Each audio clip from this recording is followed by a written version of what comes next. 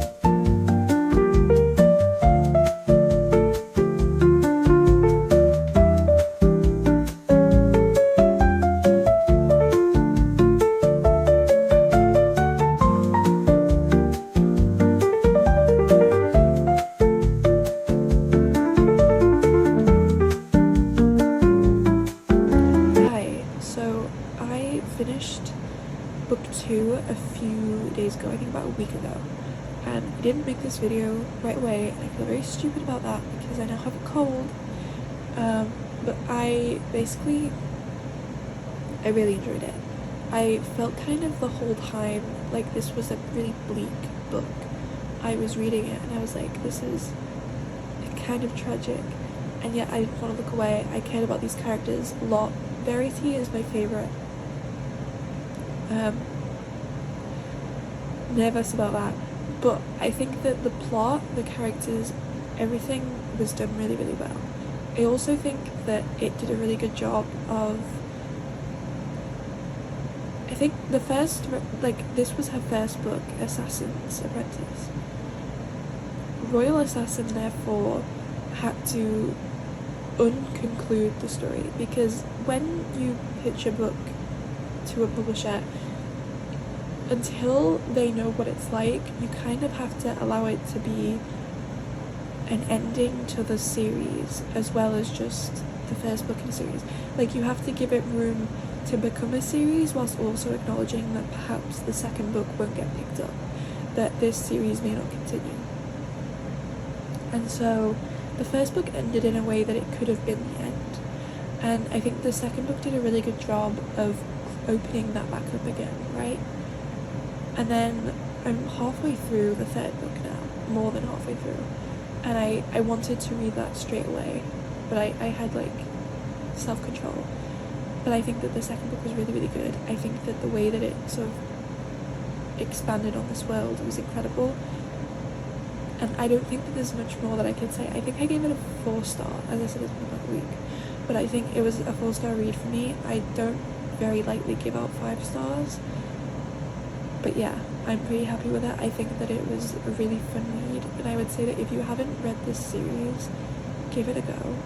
Give the author a go. The next trilogy in this world that she has is actually, I think, The Live Ship Traders, which is one that I've already read the first 2 books of.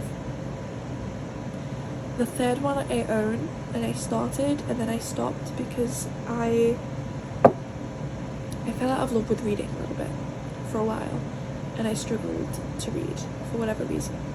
So even though I have loads of other work things to do, like reading wise, like I have a few 600-page books to read that I have to read, I put aside all of my TBR reads to read the next book in the series after reading Royal Assassin, and I then I plan on finishing the third book, which I think is Ship of Destiny, from the next trilogy soon. Hopefully I will get through the other books that I have to read quickly because I want to get back into this world. But anyway, I recommend it. I think it was good. I don't know if there's much more that I can say about it, and thank you for watching. I'll see you soon. Bye.